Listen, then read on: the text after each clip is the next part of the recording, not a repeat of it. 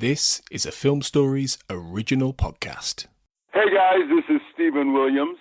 I played Mr. X on The X-Files, and you're listening to X-Cast and Deny Everything.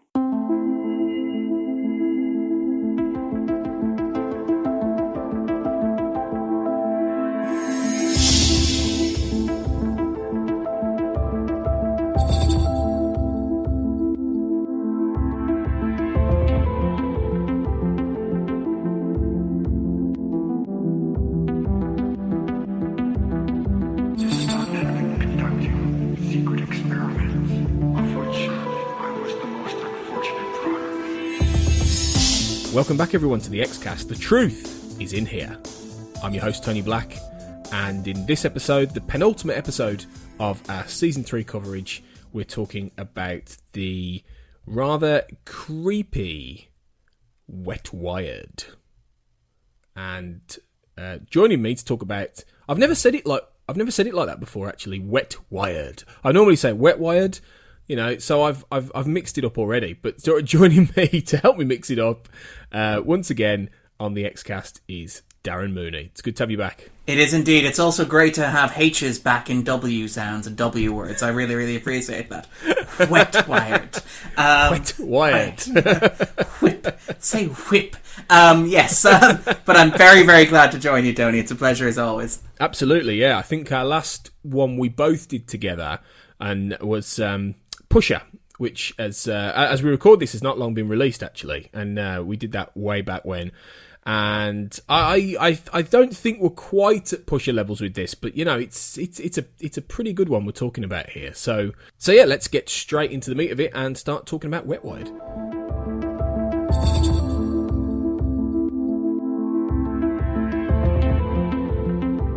Wetwired is the 23rd episode of the third season of The X-Files. It first aired on May the 10th, 1996.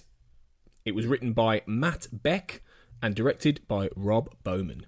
And in this episode, after a series of bizarre murders committed by ordinary citizens who seemed to mistake loved ones and random people for mass murderers, Mulder and Scully end up on a mysterious case involving some strange television signals and a healthy dose of serious paranoia.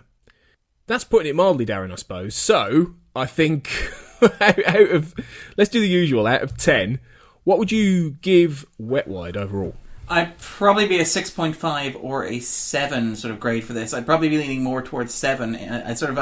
This is one of those rare episodes where, and it's kind of strange that your opinion of a work of art sort of changes between the first time that you watched it and the most recent time that you watched it. In fact, actually, like I went back and I watched the show back in 2013, 2014, 2015 when I was reviewing the sort of third season. And I thought Wetwired was grand, it was solid, it was okay. You know, it had some problems, some very serious problems that I'm sure we'll talk about. But I liked it a bit, I didn't love it. And it's kind of weird going back to it in now, where I'm sort of looking at it and I'm wondering, you know, this is much more engaging than I remembered it being. It's much more sort of thrilling. It's saying something a bit more nuanced than I would have thought it was saying back in 2013, 2014. And I think it sort of aged particularly well in terms of like X-Files episodes. And I mean, we talk about the show having aged remarkably well for the era that we're in. I think Wetwired is one of those great examples of an episode, even within the show, that has aged particularly well. So yeah, I'd probably lean more towards the 7 now than I would have. It would have been like a 6, 6.5 if you asked me this question 3-4 years ago. But I like it. I don't love it. I think it has some issues. I think those issues are maybe down to the scripting. It is Matt Beck's first script for the show, and I believe his first script in general. He was a special effects supervisor working on it. There's a strong sense that he was assisted by the writing staff, but there's a sort of clumsiness in the plotting that I suspect we'll talk about later that I think holds it back a little bit compared to some of the better episodes of the season. But I like it a lot. Yeah, it's interesting because I always felt like I loved Wetwired years ago, and you know it's one of those episodes that I have a vivid memory of. You know, because I may have told this story before on the X-Cast, but I used to watch a lot of season 3 and season 4 at my grandmother's, and she was living with my uncle at the time. She's long since passed now, but back then she had this massive TV, and my uncle had like all the gadgets and gizmos, and they used to tape VHS episodes when I couldn't see them because he had satellite TV and all this kind of thing. And Wetwired and Talitha Kumi, which obviously is the season finale, which we'll talk about next week, were being recorded by my nan at the time. And watching Wetwired, my point is, watching Wetwired when it first came out really sticks in my memory, as does Talitha Kumi, as a 13, 14-year-old boy in the mid-90s. So I think I had like a real fondness for Wetwired for many, many years. And I kind of still do. But when you look at it with a bit of distance, I mean, I think I would probably go with a 7.5 to an 8 for this one. So maybe slightly higher than you. But I think it's a funny one because it sort of starts a storyline and then it sort of veers off into something completely different in a way. You know, and I think there was a real attempt to sort of set up the season finale in many respects, set up a lot of the character interactions and some of the points going into the next couple of episodes. And as you said, you know, you can tell that Chris Carter and maybe a couple of other people, Frank Spotnitz, have given this a bit of a polish because it has those conspiracy elements, it has that undercurrent to what is initially a classic sort of subliminal message, you know, storyline. If anything, like a thematic sequel to Blood in the second season, that kind of thing. So it's a funny one because it sort of has a bit of a jumble of storylines and a jumble of plots, and it sort of throws a lot into the kitchen sink, really. And I like it, but I think I like the nostalgia of it. Sort of captured me more for many years, and I think when you look at it critically, it's not quite as good as you remember, but it's still a lot of fun. Actually, I mean, there's a lot in here that I remember fondly from the show.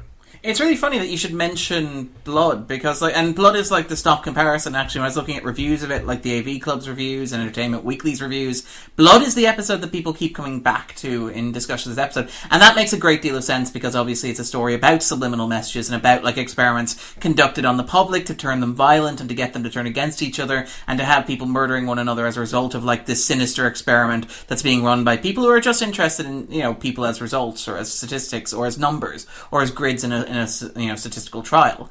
What I find interesting about Wetwired, and it kind of ties into like one of the interesting aspects of the third season as a whole, is that I generally see it more as a mirror of the first half of Anasazi. In that it's a story where Scully goes insane and becomes paranoid and stops trusting Mulder, in an inversion of the dynamic that you had at the start of Anasazi, where Mulder is sort of poisoned and stops trusting Scully and becomes paranoid and, you know, becomes untrustworthy and sort of runs off and all this sort of stuff. And it's kind of interesting, even like the visual iconography as well, like the bit where Mulder goes up and discovers the cathode ray tube that they put in, the sort of the signal blocker that's been installed in order to like add the signal to the television that's going into the house, reminds me a lot of when Scully finds the little cylinder that's been added to the water in Mulder's building in order to drive him mad as well. And it kind of, so that sort of parallel always stood out to me, arguably more than the comparison to Blood.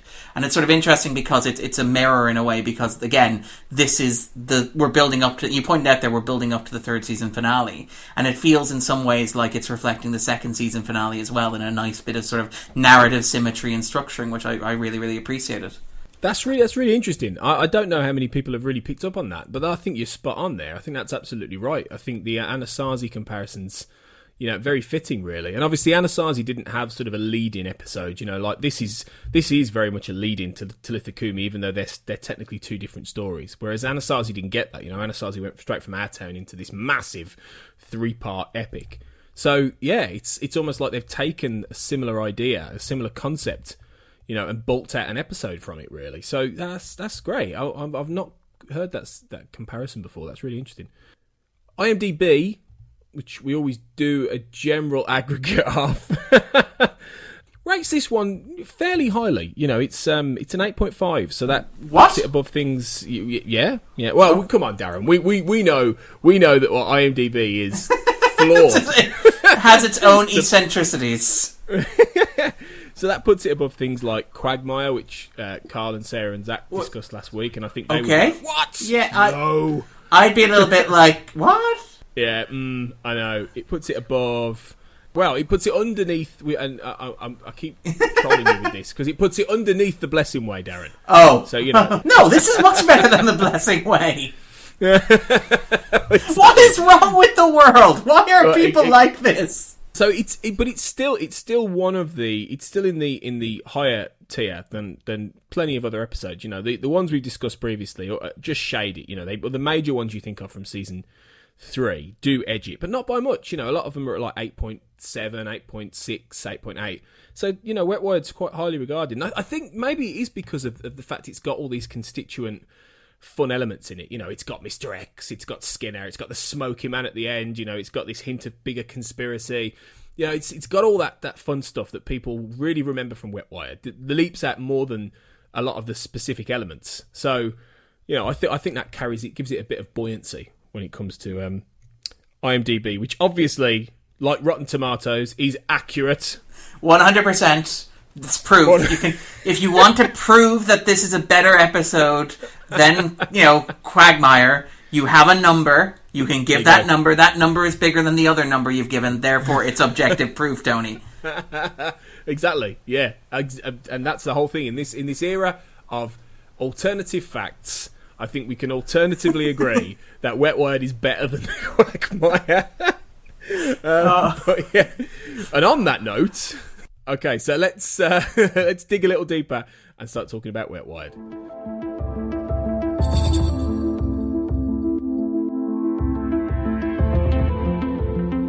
So the episode kicks off with what seems like you're in Monster of the Week territory almost. I think because you know you've got a guy in this really sort of creepy wood. You know he's burying someone who's dead.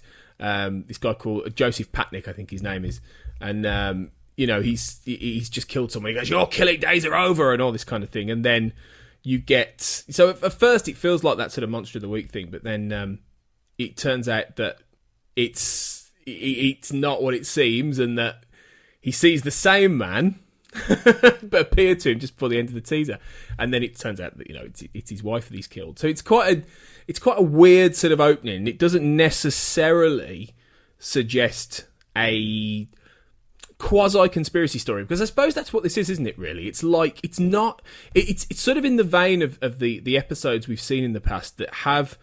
The smoking man and people like this in, like, say, Emasculata, which wasn't about the alien virus, but it was about a virus that the same syndicate was still trying to cover up. And in this episode, it's sort of, it falls into that sort of quasi semi-conspiracy bracket, doesn't it? It does indeed, that you don't really sort of like have anymore. Like the show kind of established a big sort of Chinese wall between like the mythology and the standalones back in DPO at the start of the third season, where Scully's like, hey, I hope that this case that we're working on after this gigantic 3-parter doesn't involve government conspiracies and aliens. And Mulder's like, oh, sure it doesn't. This is just a regular week. And there's a sort of a sense of that. Yeah. And there's like after this point, there's a much more, after that point, there's a much clearer delineation between sort of standalone episodes and the mythology. In fact, it's very rare to see characters from the mythology pop up in standalones. You can look at stuff like, for example, Mulder's mother pops up in Paper Hearts, for example, as one exception to that. But very much like when the smoking man shows up, it's a way that the show says this means business, or this is business. And you're right that sort of Wetwired is interesting because it sort of seems initially like it's a standalone episode. It feels almost like, say, Softlight, another episode involving Mr. X, which is otherwise a pretty plain Monster of the Week story. Except what happens here is that instead of it just being a Monster of the Week that involves Mr. X, it sort of builds up towards the fact that by the end of the episode, it's a full-blown mythology episode. It's fascinating because it begins as a Monster of the Week episode, and it ends as like this. It's not really a cliffhanger, but it's kind of a cliffhanger because it sets up a lot of what's coming, and it sets up like a key character beat that will happen in the season-bridging 2-parter involving Mr. X and the cigarette-smoking man. And it's sort of, it feels very much like by the end of the episode that you're in the same territory as like Nicey and 731, or you're in the same sort of area as obviously Apocrypha and Piper Maru, where Mulder's running around chasing people who are doing shady things and experimenting on the public, and sort of like tracking down this conspiracy that he's almost got a hold of, but it slips narrowly through his fingers. And it's kind of interesting because it's not a Monster of the Week with mythology elements so much as it's a Monster of the Week that becomes a mythology episode, which is fascinating. And the only real example of an episode that I can really think of like that after this point is probably like the 2-parters, and I apologize, I'm going to mangle the pronunciation of this, the Sein und Siet 2-parter from the 7th season. where that sort of begins as almost a case of the week and then embroils or involves the mythology as it goes. Edges into it, I suppose, sort of backs into it almost. And yeah, I mean, that's exactly what it is, I think. But I suppose it kind of plays its hand fairly early, doesn't it? Because you've got Mulder immediately being, meeting the plain-clothed man, that's got to be the worst moniker for, like, one of the conspiracy. They'd run out, hadn't they? They'd run out of... We've done well manicured, cigarette smoking... Mr. X. Mr. X. Yeah. The Elders 1, 2, and 3. Crew Cut Man. Yeah. Why couldn't they have, like, really jazzed it up? And why couldn't he have been, like... What? Magnum PI and have a Hawaiian shirt. He could have been Hawaiian Shirt Man. That would have been awesome. Like, he would have been really odd. I do like the plainclothes man is very much on the road towards Toothpick Man as far as like mythology nicknames go. But I like again, to be fair, a part of me kind of like when he showed up, part of me was like, this is poor man's Philip Seymour Hoffman. And like for the rest of the performance, I couldn't help but imagine how cool it would be if like Mulder's one-shot guest informant was Philip Seymour Hoffman, who would be a lot more grizzled, a lot more sort of like cynical, and a lot more world-weary in his dealings with Mulder. He'd be like, yeah, you don't want to investigate that? That's your business. You do that. Yeah. Where's the rabbit's foot? Yeah, that kind of thing. You've got a partner, somebody you care about. I'm gonna find her. I'm gonna find them. Sorry, guys. We could just probably recite the Mission Impossible 3 script. We won't. Yeah. Okay. We won't do Philip Seymour Hoffman. Mission Impossible 3. So yeah, it is a shame that he didn't pop up as the. I'm going to call him the Hawaiian Shirt Man. I like it more than plain clothed. So let's call him that. That's the weird thing. He doesn't wear Hawaiian shirts. So what? Let's do that on his days off. To everybody in the office, he's a Hawaiian Shirt Man, and it's just like when he's wandering around Washington. Maybe it's cold out. Yeah. I'll just wear some plain clothes. Yeah, absolutely. Well, so obviously the plain clothed man turns up, and the interesting thing about this character is that he was played by an actor called Tim Henry. He was very quickly brought in because Stephen Williams, obviously who plays Mr. X, was unavailable. He was working on a TV show called LA Heat at the time, so which he was pretty much starring in. So he was busy and he couldn't appear for all of the scenes in X. So they rewrote a lot of the scenes that would have featured X. You know, X would have been playing this character, so they had to kind of hastily get another guy in who's sort of, you know, the temporary X. And I mean, it's one of those things that's a circumstance thing, but I kind of like that the way they managed to sort of twist the plot with that, because in the end, then it allows Mulder. It's sort of it's a neat way of them, and this is where you can see that Carter and Spotnitz have rewritten this, because it's a way they've managed to sort of continue that broiling antipathy between X and Mulder, which has sort of been, even though Mulder doesn't know that X has basically saved his life half a dozen times on the quiet, it sort of allows them to lead into Talitha Kumi by only bringing X in when he's revealed to be having essentially used Mulder through this Hawaiian Shirt Man. And it's a nice, even though, like I say, it wasn't the plan, it turned out to be quite fortuitous, I think. It is indeed, and it's worth noting, like, I absolutely love, there's a lot of sly reference to this, like, so for example, when Mr. X says to Mulder, you know, when Mulder's wondering why he didn't get in touch with him beforehand, Mr. X says, I was being watched all the time, and then sort of almost turns to the camera and says, you can see me in LA Heat, for example, you can watch me in LA Heat. What's interesting about LA Heat is that, well, first of all, like, this is the thing that dooms Mr. X as a character in terms of, like, metafiction, in terms of, like, outside the show's production. Because it means that, like, Stephen Williams is tied up being a regular on the show, which means he can't be a guest star on the X-Files, which effectively means that his days on the show are perhaps at this point numbered, and not to get too specific or too spoilery. But one of the things that's actually fascinating about LA Heat, and I don't know if you know this, Tony, but would you want to guess when LA Heat premiered on American television? I'll settle for a year. When did it first air on American television? Keep in mind, this was shot in May. This was, released in May 1996. So they would have been shooting this, say, March, maybe 94, maybe 94. 1999, apparently. What? It what? Yeah, apparently it was distributed overseas first. It was very popular in Germany, where in fact in Germany its second season knocked Baywatch off the number 1 pole position for American imports in the country. But yeah, do you mean 1989? No, I mean 1999, as in the year, the turn of the millennium. So this is according to Wikipedia now, so I can't. It didn't air for like 3 years. Yep. Whoa! No way. Okay. Yeah. Well, in America, it was distributed overseas. It was basic, and it only aired, I think, on TNT. Wow. In March 1999. And think about how bad that must feel for, like, Stephen Williams, who's, like, giving up this sort of plush recurring gig on The X-Files, which is a pretty, at the moment, it's on the cusp of being, like, this huge cultural sensation. And he's like, I got this role on the show. It's called LA Heat. It's a cop show. And Americans love cop shows. It's going to be fantastic. It could be, like, Law and Order. And it's like, yeah, sure. So when's the first episode airing? About 3 years. Well, it's interesting because, and this is a blatant plug for joining the Patreon Zone, but the Patreon Zone, we have an interview with Stephen Williams right now. Awesome.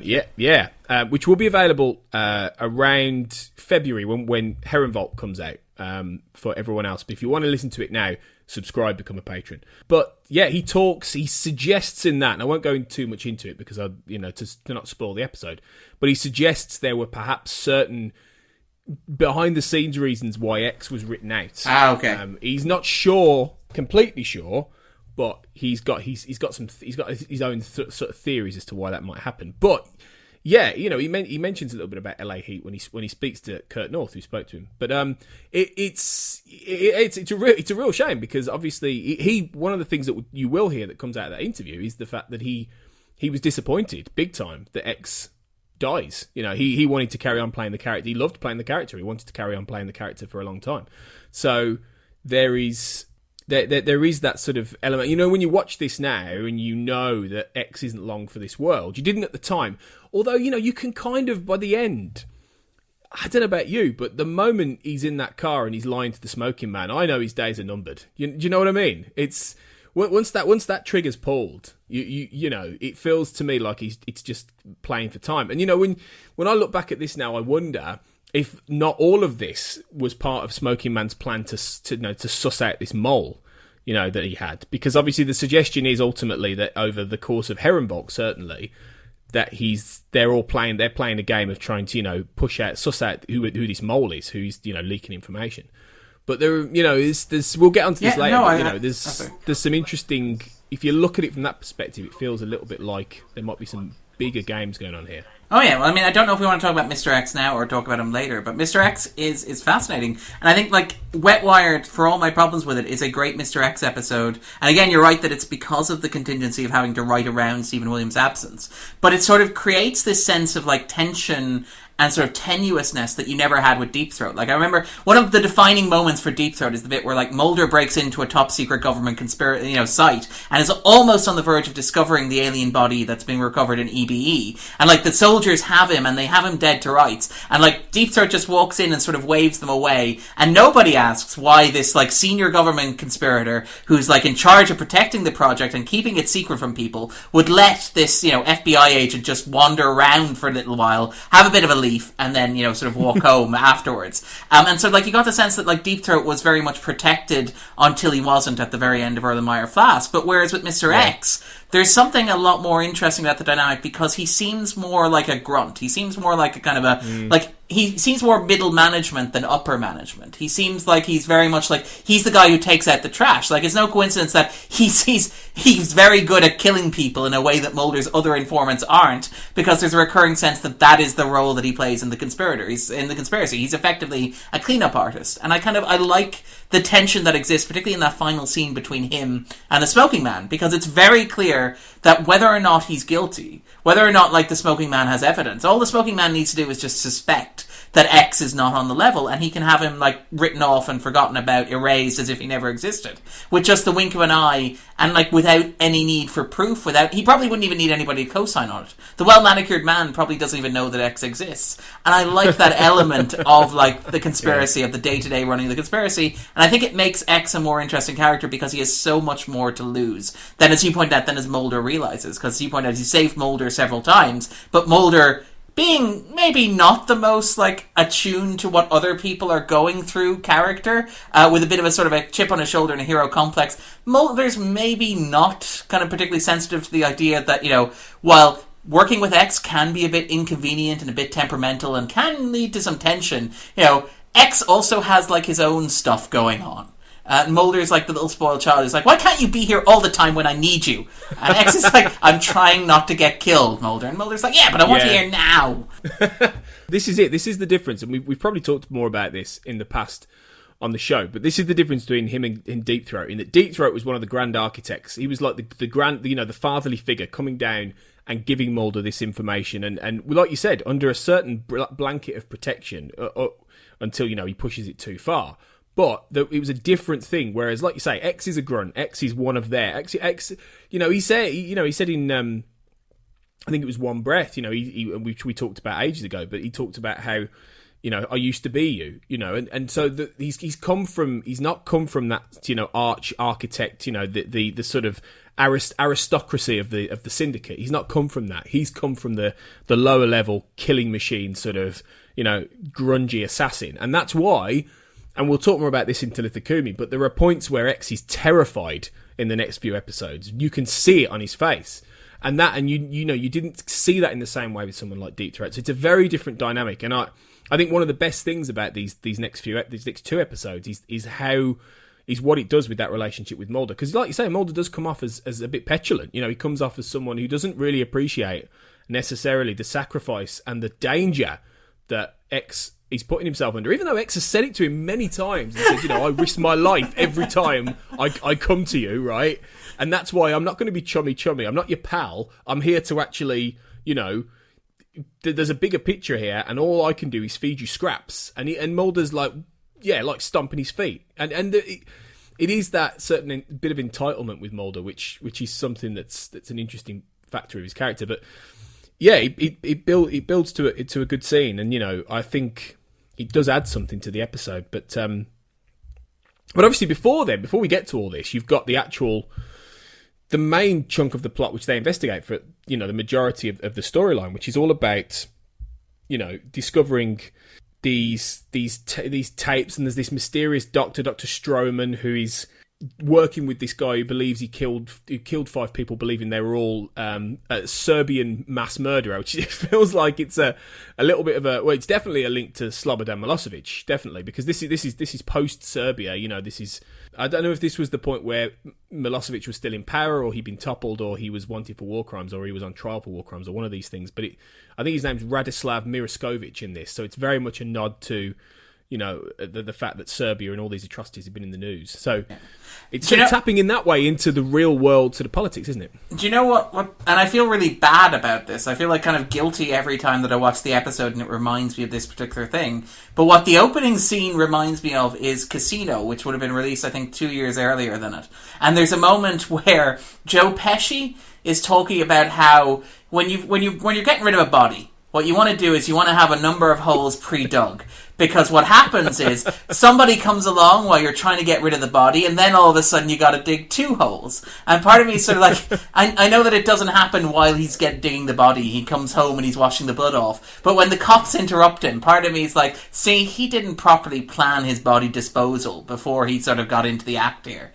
And that's sort of what it reminds me of a little bit. But it is very much informed, I think, by that's sort of what's happening in Eastern Europe at the time. And it's worth noting as well that it's later revealed that his parents were Holocaust survivors as well, which is a recurring fascination of the X-Files, and for Chris Carter in particular, is this idea of like the atrocity and genocide and all this sort of stuff, and like mass murder. And obviously, like, it becomes very clear in the next episode that what the conspirators are planning isn't too different from like that sort of ethnic cleansing and that sort of mass murder. And even I think, like we talked a little bit about Harsh Realm. Harsh Realm, I think, also opens in Eastern Europe around the same time as this as well. So like that sort of ethnic cleansing and genocide and stuff, which is something the X-Files is very, very nervous about and very anxious about, is very much at the forefront of the episode's mind even from the beginning, which I think is a nice little sort of semi-subtle nod towards the show's core themes and ideas.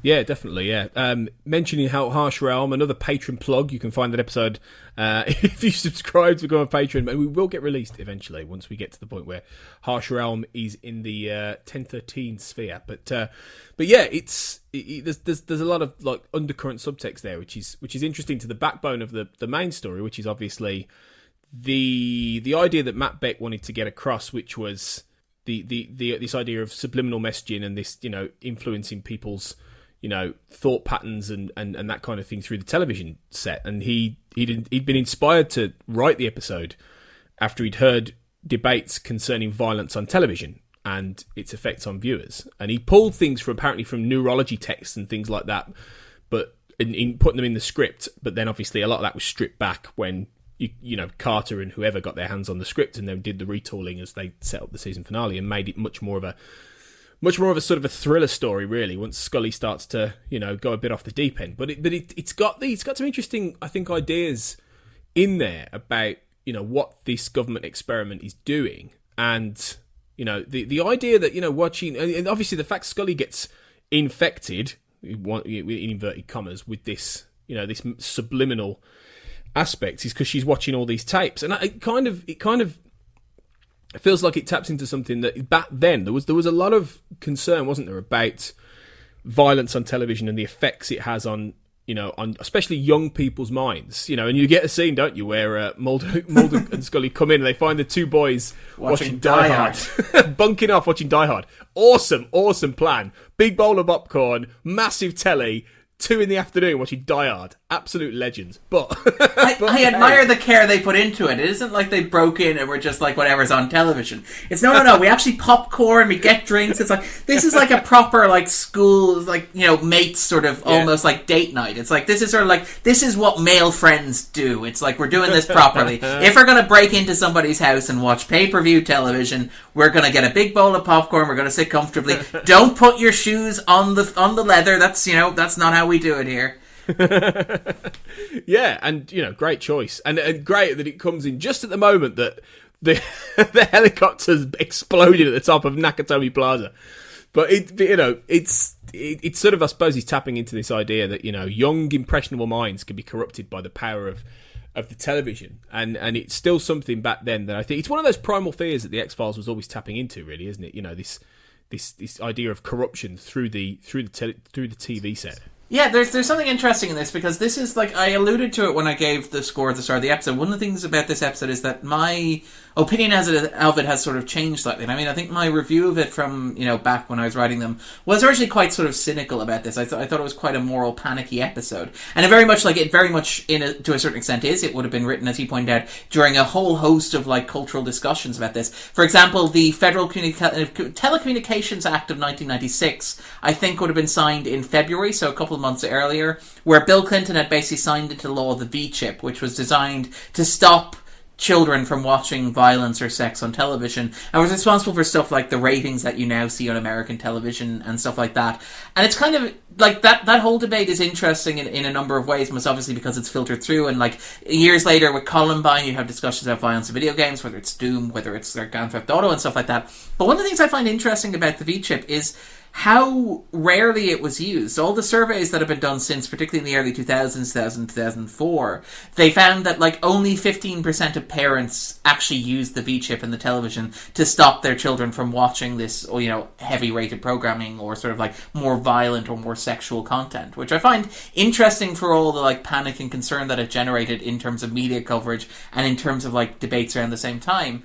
And I think I was skeptical of the episode when I was younger, and even like 5-10 years ago, because I'm wary of the argument that like seeing sex or seeing violence on screen immediately warps a person's mind. I think when you're a young kid, obviously your parents should regulate what you watch. Your parent, as a parent or a grandparent, your job is like to regulate what children see, and you can judge. A parent is the best judge for what a child is able to watch and able to absorb and able to consume. But I do also think that there's occasionally a sense of puritanical sort of quality to it, where it's not like keep these out of children's hands. It's like don't show this at all. Don't have this level of violence and stuff, or don't have this sort of depiction of sex in anything, even for consenting adults or people over 18 and over 21. And I was sort of wary of that, and I sort of sensed, like when I was watching it, a bit of moral panic. And to be fair, Like, Mulder is perfectly in character when, like, he's scoffing at the... Like, there's a moment where Scully says maybe there's a connection. And Mulder's like, what, between what he saw and what he did? And Mulder's very clearly not buying this whole argument that maybe they saw something violent on television and did something violent. But what I will say has aged very well, and what I think I've sort of, like, I've softened on the episode because of it, is the sense that, like... Maybe it's not a direct causal one-on-one. Maybe it's not as simple as, like, watching something violent and doing something violent, which I think a lot of the discussion and rhetoric around censorship and violence in media can be about. It's more about, like, passive absorption of stuff. And it happens a number of times in the episode where, like, even the wife who shoots her, you know, what she believes to be her husband and the blonde with the shotgun, she's, you know, passively watching television while doing the dishes. She's doing the dishes and it's on in the background. She's not even sitting down to consume it, and it's not a violent show. I think it's a talk show or it's a game show she's watching. And it's more about how we passively absorb kind of media and how that maybe warps our perspective and stuff like that. Like, Kurt Anderson had this really great article that he wrote for The Atlantic, I think, late last year, and I think he's expanded into a book, which is about, like, and again, I don't think he's entirely accurate, but when he talks about, like, the idea of America's popular consciousness having drifted away from reality because we're invested in, like, ideas of film and television and fictional real estate and even the subprime crisis where you're selling stuff that doesn't exist. I don't think it's particularly an American thing. I think that even if you look at, say, Britain and Ireland, where you have stuff around Brexit, where you have, like, the media coverage of things like immigration, or the media coverage of things like crime in inner urban cities, where you have this idea of, like, the media that we passively consume, whether it's television, whether it's radio, whether it's just print media that's being put out by, say, the red top press in the UK, where it's pushing a particular agenda through repeated signaling and repeated messaging, through, like, hammering that idea repeatedly and continuously so that it's absorbed by people who don't even know that they're absorbing it. Like, when you look at the headlines of your tabloid newspapers, you don't think, well, this is obviously part of an agenda to make me wary of immigration or to make me sort of worry about crime in the inner city or to make me nervous or scared. You think, well, that's a horrible story they're telling about that one thing that happened. And it's very similar to the story they told yesterday about that other thing that happened. And I think that maybe Wetwired is sort of getting at that, at this idea. And it's telling that, like, for Scully it becomes paranoia because it hammers down and it sort of chips away. And I think that, like, over the past couple of years, what we've seen is that media in general, and particularly new media, has in some ways sort of, like, upped the level of paranoia and mistrust. And we've had this breakdown of, like, consensus reality and agreement on, like, what are acceptable terms of conversation, but also in terms of what we fundamentally believe as a culture and about other people. And it's kind of interesting watching Wetwired in 2018, where Scully, because she's watched this videotape, believes that her partner is betraying her, can't be trusted, has turned against her, and, you know, she tries to murder him. And you look at, like, the heightened climate that we're in at the moment, where people are getting these signals that are being sent through media channels, through social media, through the bubbles that we've constructed. And part of me thinks Wetwire's actually aged remarkably well. The X-Files is a show about paranoia, and we've arguably never been more paranoid and mistrustful, but Wetwired in particular ties that back into media in a way that I think is really interesting and has aged probably better than I thought it would have even 10 years ago. Yeah, and it's funny because you've crystallised that really well, and it's funny because as you were talking about that, I was thinking if you were to remake Wetwired now, the channel would absolutely, I think, fit social media. You know, it would fit exactly what you've been saying in terms of, you know, all these messages that are going through, whether it's political, whether it's social, or you know, all these ideas.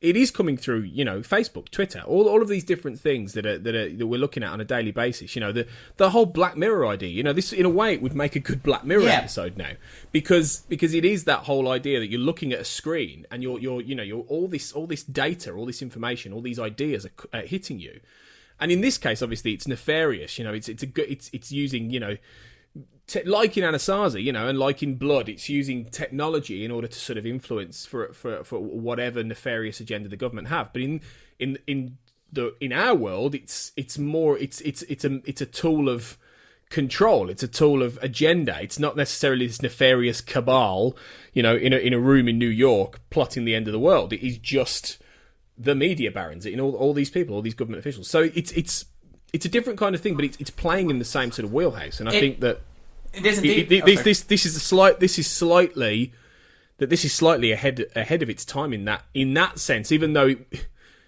it wasn't ahead of its time in a way, but it's sort of retroactively which is remarkable, to feed into this.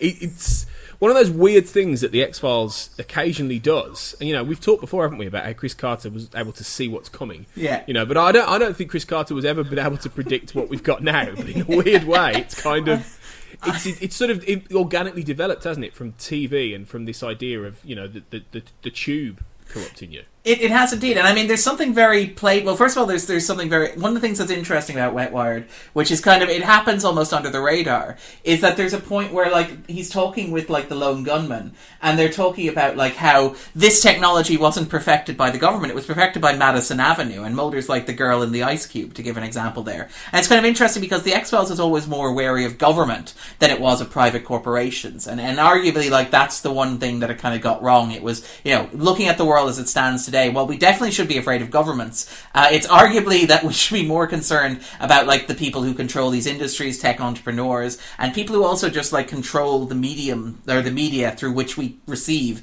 and process information. But there's also one of the things that I find kind of interesting in this is the idea that, like, Mulder talks about, like, the way that the television or the device works, and he's talking about, like, Helen Riddick was scared her husband was going to be unfaithful to her. It's like this guy whose family survived this trauma of the Holocaust was afraid that it was going to happen again. And it's this idea that what the television is doing is it's not necessarily, like, controlling people or shaping people in a specific sort of way. It's just making them afraid. And if you make people afraid enough by sending these signals, they will do horrible, horrible things to one another. And, like, this is not a novel idea. Look at, for example, The Monsters Are Due on Maple Street from the Twilight Zone back in the 50s. But it is something that's aged remarkably well, I think, when we look at the world around us. It's strange. It's strange in that sense. It's a shame. It's quite desperately sad in a way that we've evolved to this point now, and we've sort of, like, 20 odd years on. The idea has grown, the idea's it's somehow developed. More relevant. Right. Exactly, which I don't think we would have, if we were watching Wetwired 10 years ago, 15 years ago, I don't think we'd have thought that. I think we'd have started to think, oh, well, with the emergence of these new media forms, this is going to be outdated, this idea of the TV signal and that kind of thing, but it's not.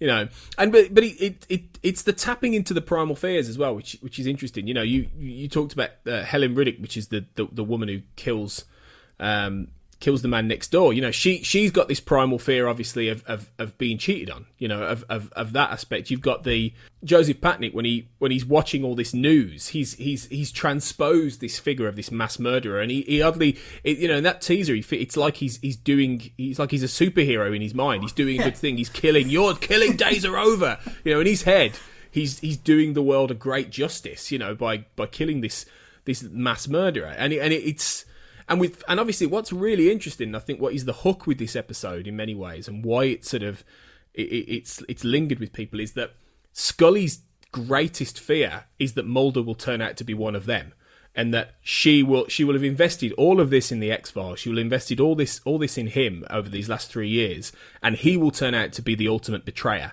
and that he will be the one who got her sister killed, and did all these terrible things, and that's her greatest fear, even though logically, she knows that's not the case. There is obviously this deep down subconscious terror that what if he was? What if all of this I've done and this level of involvement I've given, and he turned out to be sitting in the car with the smoking man? Even though obviously when you look back at that, it's obviously X in that car, or the plainclothes man. When she's in that car park, it's obviously one of those two. Or Mulder, or Mulder, or there's nobody there at all. Or there's nobody there at all. Yeah, absolutely, yeah. But it's a great way of actually tapping into that really unspoken fear that Scully has. I'll go one better, and I'll suggest that maybe, like, it's a way of literalizing something that she's not only afraid of, but on some level maybe suspects is true. And not in a sense of, like, oh my god, Mulder's conspiring with the cigarette-smoking man,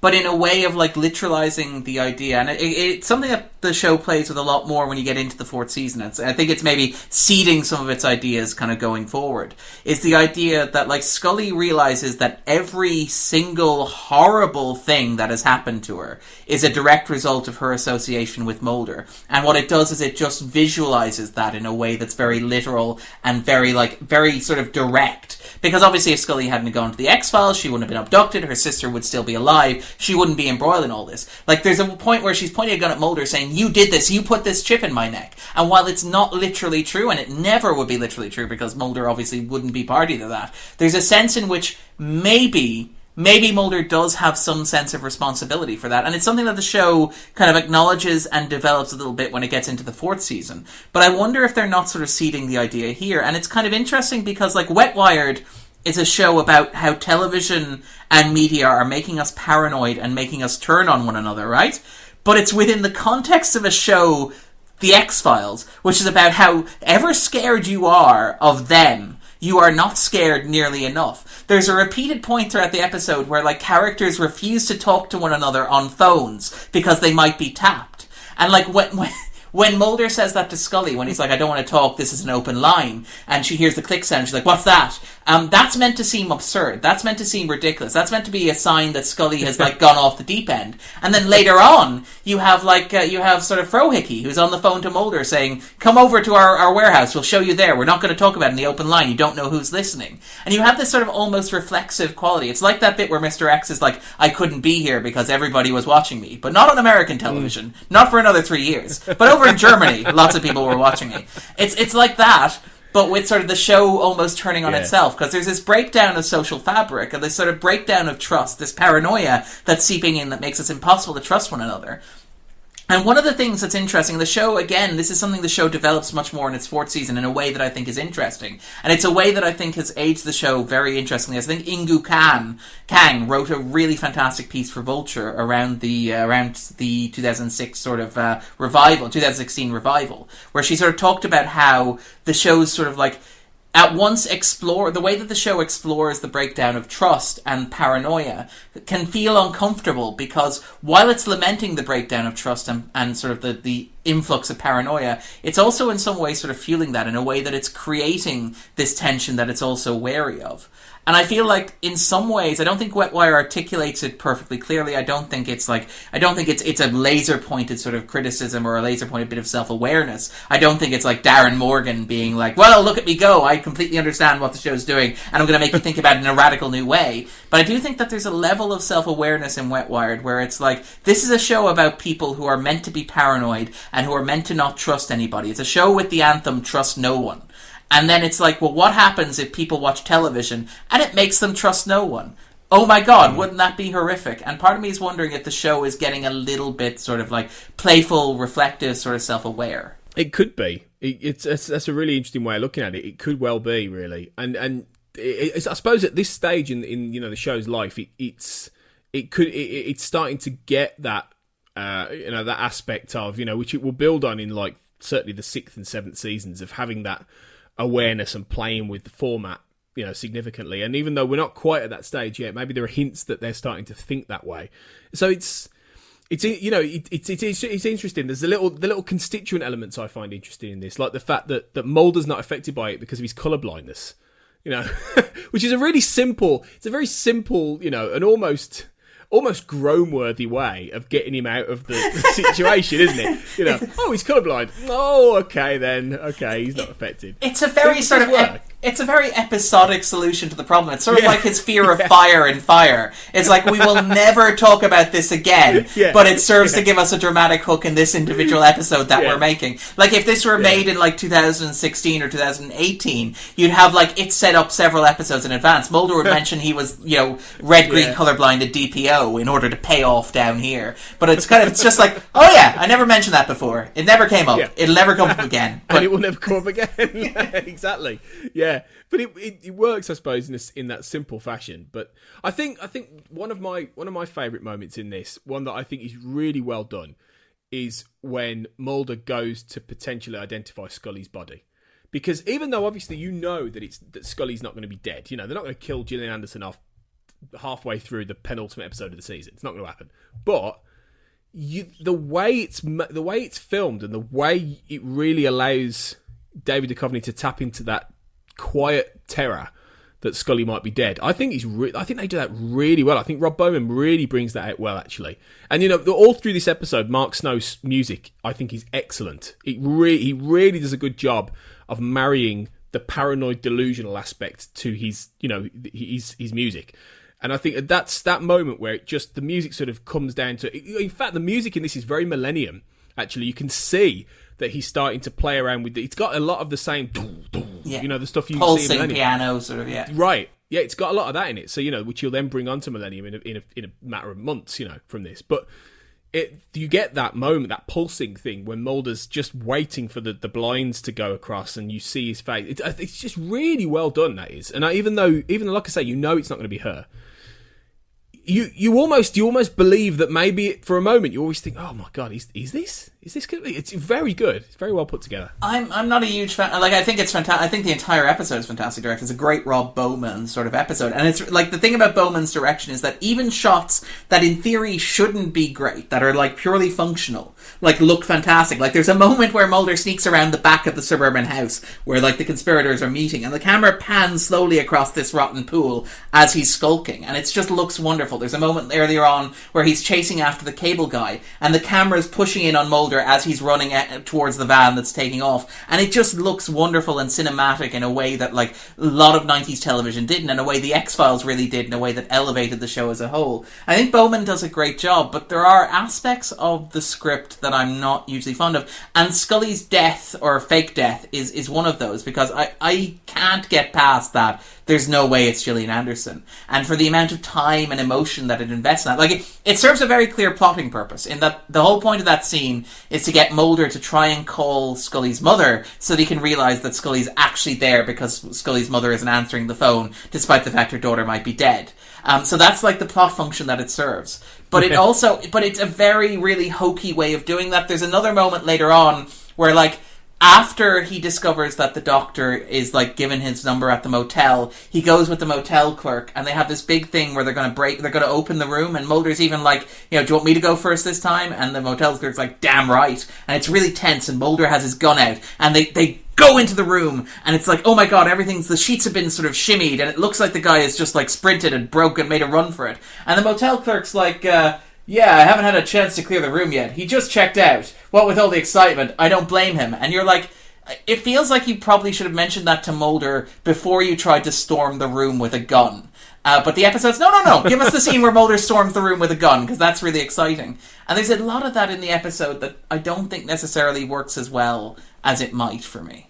Yeah, I can see what you mean. I think it, like I say, it's throwing all these different things into the kitchen sink, all these different characters, all these different, stylistic ideas. The way it films certain scenes. Is it investigation? Is it action? Is it all these things? It is a real hodgepodge, all thrown into the mix. And sometimes it works, sometimes it doesn't. I do like that scene with the autopsy, with the identification. But I can see your point, because ultimately there isn't going to be a payoff to that, and you do know that in the back of your mind.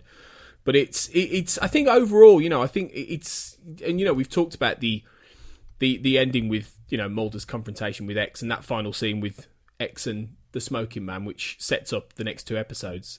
Incidentally, Stephen Williams' favourite scene that I think nice. That's not something he told us directly. That's on record for long way back. But he does mention that in the interview about how he loves that scene. He really enjoyed acting with William B. Davis. But it sets things up, I think well in that sense. I think it's got some really good ideas. It's quite exciting in places, but it is one of that. I think in a way, Rob Bowman sort of sums it up. He's described it as, I dug the script. I felt it was a good old fashioned show, and people who didn't like Jose Chung's From Outer Space would like Wetwired because all the bad boys are back. A good, clean steak and potatoes type of episode. And do you know what? I think he's right there. I think that's kind of a good way to describe it. Really, it's not subtle. It's pretty in your face. It's all just out there, and I think you can either love it or, I don't think it's a love or hate. I think it's one of them you can go, yeah, that was fine. That was good. That was perfectly good.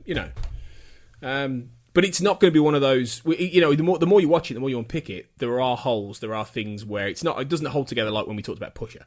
It doesn't have that resonance. but it's enjoyable and it's quite pulpy, I suppose, and fun in that sense. Oh, it is. It is very much like Meat and Potatoes is the perfect sort of summation for this sort of episode. Like, this is in some ways like a perfect X-Files episode while being an imperfect X-Files episode, because it contains all of the various elements that you would expect from an X-Files episode. It's got like this wonderful propulsive direction. It's got a great score. It's got cinematic value. It's got this sort of paranoia running through it. It's got murder. It's got an investigation. It's got a conspiracy. It's got all the elements that you would associate with a classic X-Files episode, and they are thrown in there like a kitchen sink. And I think it's the credit of like everybody working on it that like the penultimate show of the season, with all of these balls in the air, most of them managed to land properly. And like my biggest concern with it is that certain scenes are over melodramatic, and that like, the episode occasionally tries to kill a fly with a bazooka, as it does when the note is, we need Mulder to realize that Scully is at her mother's, and it's like, let's have him believe Scully's dead for 10 minutes.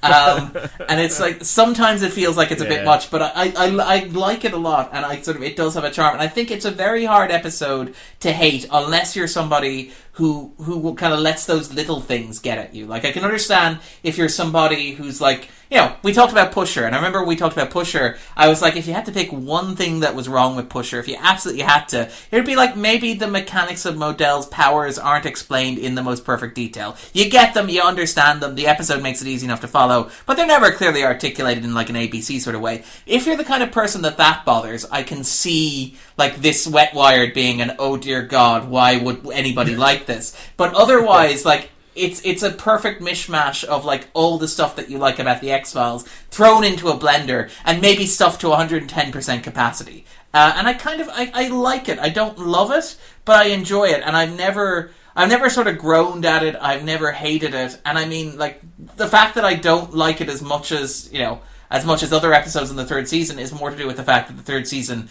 is one of the best seasons of television ever made.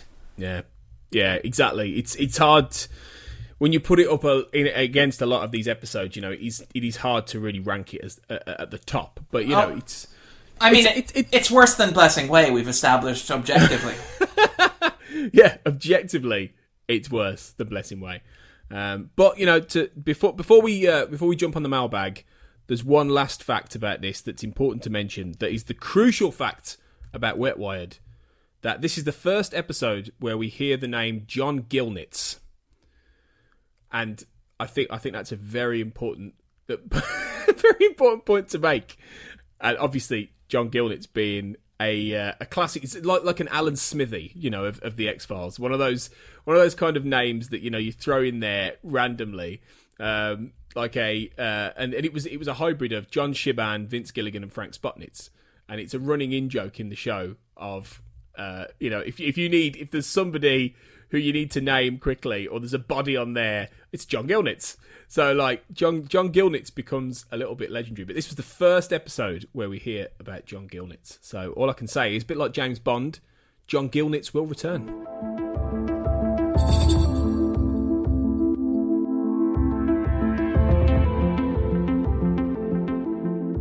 So let's turn this over to you guys for the Wetwired mailbag, or as I said to Darren off air, the wet bag, which doesn't sound particularly pleasant, does it? But it sounds better than like the Wetwired mailbag, which sounds like some sort of maneuver that you attempt with somebody you truly trust. Yeah. Either way, I think it's steering away from the episode in question, but. We've got some good comments on this. Quite a few of you were, in the X-Files Xcast basement on Facebook. Quite a few of you got involved and have voiced your thoughts. So let's going to pick through some of them before we say goodbye. So Dan Gear said, one of the very best episodes. It serves as both a standalone story as well as a link to the overarching conspiracy mythology, so you really get the best of both worlds here, which is kind of what we've already been saying, really. It sort of blends the two.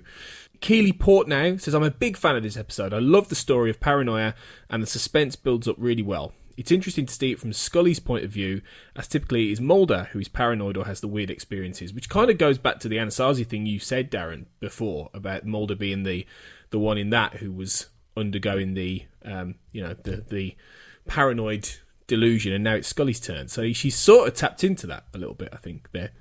It is. I mean, it's also like one of the things that the third season does really well. And again, third season is probably my favorite season of the X-Files. It's something that's it's something that Carter sort of almost hints at in the middle of the season when he does like, is it Twisiggy and then War of the Copperphages? But they're the exact middle of the season, and they're mirrors of one another because they're both sort of stories about towns that go completely on their minds. But the thing with Twisiggy is that Twisiggy is all about like duologies and like Jungian counterparts, and the idea that like you have two people who effectively complete one another and who mirror one another and how they act as forces on one another. And that sort of happens a little bit in the third season as a whole, where you have this sort of mirroring structure. So like if you take the third season and fold it in half, you end up with like the two mythology two-parters, which are obviously like Nicey 731 and then obviously Apocrypha and Piper Maru. They match up perfectly if you fold the season in the middle. And if you look at the beginning and the end, you have like two mythology episodes that bookend the season. So you have The Blessing Way and you have Paperclip, and you have obviously Wetwired and Talitha Kumi. And like you can see that they sort of mirror each other in a way that's interesting. And one of the things the show does continuously, which I love about it, is that it mirrors the characters as well. So everybody goes through their own arcs, and all the characters remain unique and have their own vantage points. But they go through experiences that parallel and mirror one another over the course of the show, which is which sort of like gives it this sort of mythic quality. So it's like Scully gets abducted in the second season, Mulder gets abducted in the 8th season. Scully has her near-death experience in the second season, then Mulder has his near-death experience at the start of the third season. And here you have like Scully going through that like breakdown, paranoid sort of, what is trust? Can I trust my partner? My partner's lying to me, in a way that mirrors Mulder's own experience at the end of the second season as well. So I think that's some very clever sort of structuring. Now I don't imagine Carter sat down with a board and was like, well, this is what we're going to do, and we're going to wait several years and we're going to do it again. I imagine it's more just like they had a set of ideas that they cycled through, and they were kind of themes that they were interested in. But I really love that about the X-Files, how you have these arcs and rhythms that tend to repeat and play out for different characters, so that every character has a similar journey, but that journey is informed by who they are and their own experience, their own personalities, which I really, really love about the show. That's really good insight. Yeah, it's really true. Sarah Devincompt asks if we have a definition for Wetwired, and I don't know how to translate it into French, and that's bothering me. Matt Latham said that it's linked to the idea of wetware and the process of connecting biological organisms to manufacture computers. And Keely Portnoy again says she believes it was a term invented by William Gibson in his cyberpunk novels regarding digital information being uploaded directly into the brain. And there's a little bit more in the thread on the basement Wetwired chat that goes into that. But it's something we didn't actually touch on in the main discussion there, Darren, about actually the terminology wetwired, because it kind of, wetware was something that was sort of creeping in that period, and it was this fusion of computer and biology, and it's something I suppose that comes back even more acutely in Kill Switch in season 5, which really just sort of take this in a way to that next level. Oh yeah, and very much a preoccupation of the 90s as a whole, the idea of like computers advancing to such a level that like what if we're hardware and what's the software that's running on us, if we think of like computers as being so advanced and being capable of like things that are very close to what we imagine thought to be or how we conceive thought to be. So if we are biological hardware, like what's the software that's running on us, which is kind of interesting as well. And I think the X-Files is sort of like, it's fascinating with that. I mean, Gibson obviously, he wrote, for example, that episode in the 5th season Kill Switch, which is one of my favourites, and I think a massively underrated episode of the X-Files. And I think that there is something in there, and I think that like even if we get back to Wetwired and Wetware, it kind of plays into one of those recurring themes of the X-Files, which is a fear that like it's a fear of like being sort of like having our identities overridden or ignored, or having everything that makes us unique sort of scrubbed off and removed. The idea that we are all drones or clones, or that we are indistinguishable from one another on a fundamental level, that our identities don't actually matter. And so if you can do what they do here, which is, provide a signal that it forces somebody to behave in a particular way that is massively out of character and fundamentally affects who they are and what they do and the choices they make, then what does that say about our identities and our personalities and the decisions that we make? Are they ever really our own? And that's sort of something that the X-Files comes back to sort of time and time again. And I think that even in Wetwired, it's not explicit, it's not overt, but I think it sort of plays into that theme in a little way, perhaps. Yeah, I think it does really. I think that's really interesting. Dax Golding says one of my favourites. In fact, I just watched it last night as he types this. I love the teaser with Patnick seeing everyone as the Bosnian war criminal. Snow's score is superb as Scully slowly slips into paranoia. I entirely agree with that. And Chris Humphreys says, I love this one. Clearly mythology, but not needing the same level of attention paid to keep up. The foreshadowing of X's fate is well played. And Mulder going to identify the body is superb. I totally agree there, Chris. And I think I'm going to leave the final word for this one to Sarah Blair, our old pal, who says, I really like this episode because it has Skinner in it. That's a fair observation. I can't critique it. I feel like we didn't talk enough about how this episode has Skinner in it, and I feel like that would have bumped up a whole star on my rating at the start of the episode if I talked about how much Skinner was in it. He's not in much of it, but he is in there. As are the lone gunmen, and we didn't really talk about them either. It's one of those stories where everyone just shows up. Pops up. Yeah. But and that's to me. I'm being slightly facetious. It's not all that Sarah says. She says, but really, I love the Scully ladies in this episode. Gillian Anderson and Sheila Larkin both brought a beautiful performance to the climactic scene. I'd say it ties with Je Souhaite as the strongest penultimate episode of any season. Which is interesting to think about, actually, in terms of penultimate episodes, because so far we've had fairly, the last two seasons before this, we've had like Roland and Our Town, which haven't really set anyone's world alight. So I suppose Wetwired is, among the most interesting. Although personally, I think I would probably go for something like Demons next season as being a little better, a little more interesting, but it's interesting to think of it like that. Folly Do is a penultimate episode, right? As well. Folly Do, yeah, which is also really, really interesting, really good.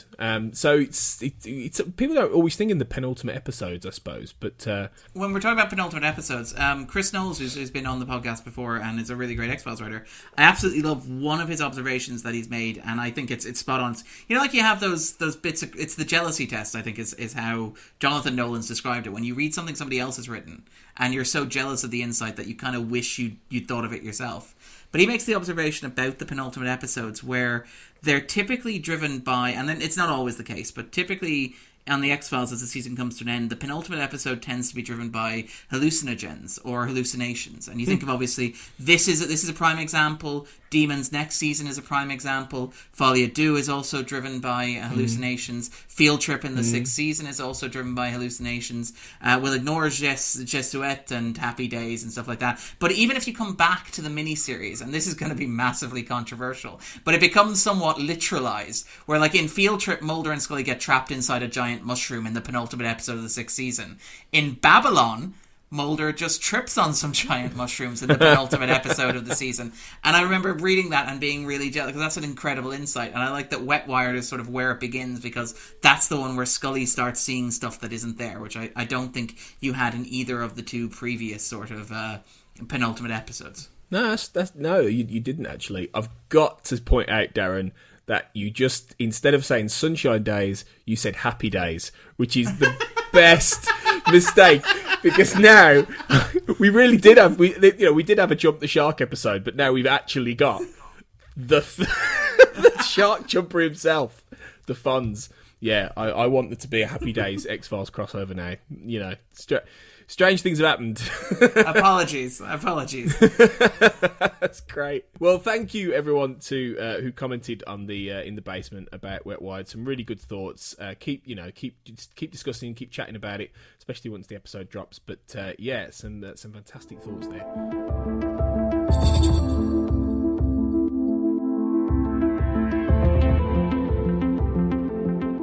Right, so thanks guys for your thoughts on Wetwired. Some brilliant comments there, so we really appreciate you chipping into the mailbag. But that's it from us this week. You and I, Darren, are going to be back for the big finish, the Grand Fromage. I don't know where I've got that from. The Grand Fromage. Doesn't that mean big yogurt in? I think it's French? big cheese. I think it's big cheese. Well, the Teletakumi is a season finale. It's the big cheese. It's the big cheese at the end of the Rat's Maze that is season 3. I'm imagining more like Hugh Jackman in like the sequel to The Greatest Showman. The Greatest Cheeseman. Yeah. But we'll be back for Teletakumi next week. But in case you can't get enough Darren before then, why don't you tell us where people can find what you're up to.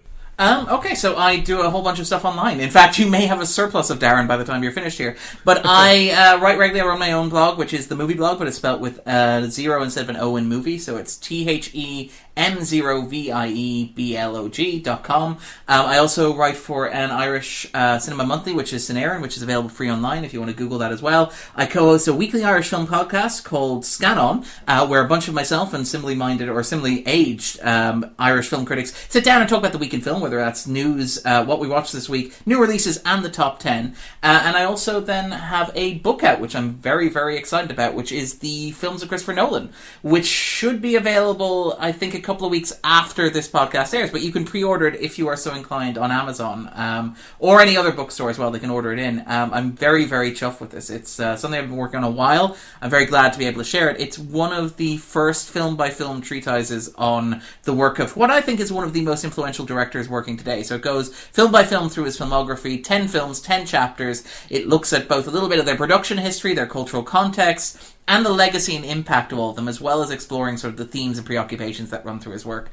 So I'm very, very glad to be able to share that. And again, I would be very, very flattered, and I absolutely love it if everybody could support that. And I mean, I understand it's a big buy, it's a large ask to order it in.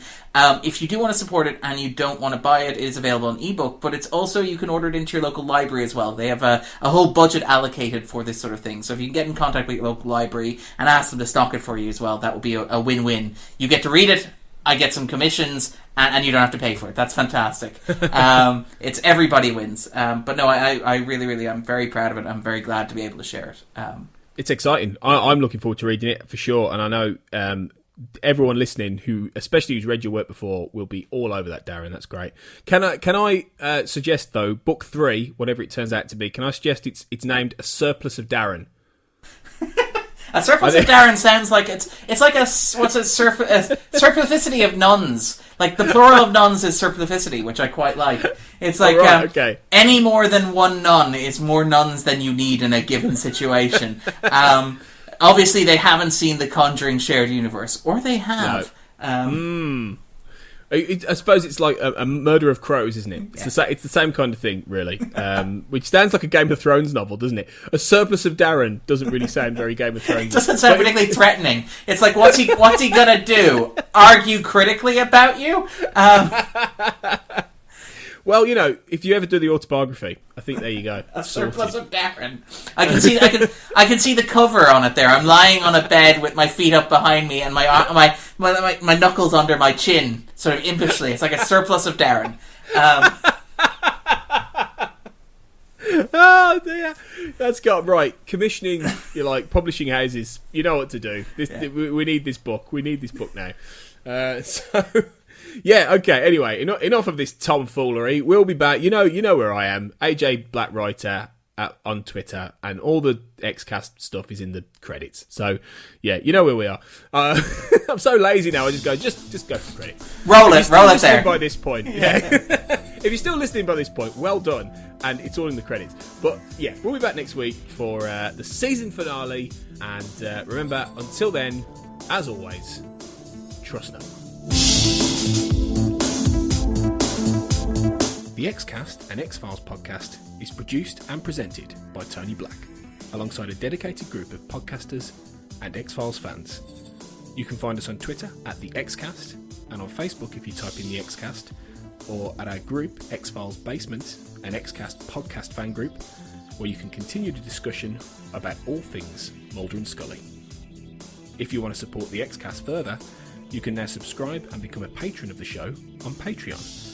On Google, just type patreon.com/The Xcast. That's Patreon. You'll see all of our tiers, subscription options and perks, which include early access to episodes, bonus content such as commentaries on X-Files episodes, access to a patron chat zone, and even appearing on one of our patron roundtable discussions. We would appreciate any support you can give the show, so just go to patreon.com/The Xcast to find out more. Our title music is provided courtesy of Will A, who you can find on Twitter at IamWillAYE.